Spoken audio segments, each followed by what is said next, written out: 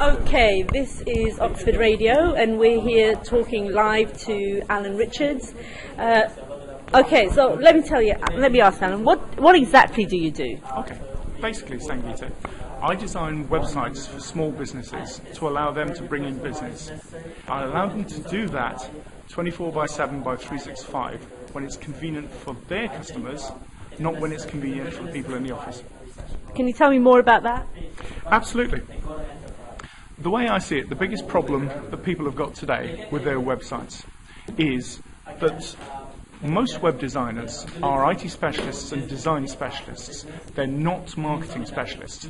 So that means they design websites that look great.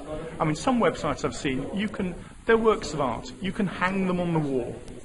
But let's face it, you don't profit from works of art.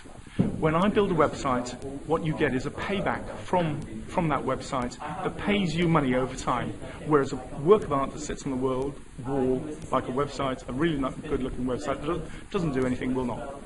So let me ask you, Alan, do you really need a website to bring in money? I mean, there was a time when there was no internet, no website, and people had successful businesses. So is it really necessary to have a website to generate business? Well, absolutely. You try doing business now without doing that. You try competing in a crowded market today with small businesses that have got websites that can be found easily. Nobody uses, for example, Yellow Pages anymore. Everybody goes straight onto Google and searches for their plumber, for their electrician, etc. locally. If you're not there, if you haven't got your presence high on that page when that Google search comes up, you're dead. You don't even get a look in. Right. So, but I understand that you've worked for big companies in your time. Absolutely. And now you choose, actually, voluntarily, to work with small businesses. Why small businesses, Alan? Well, let me tell you what happened.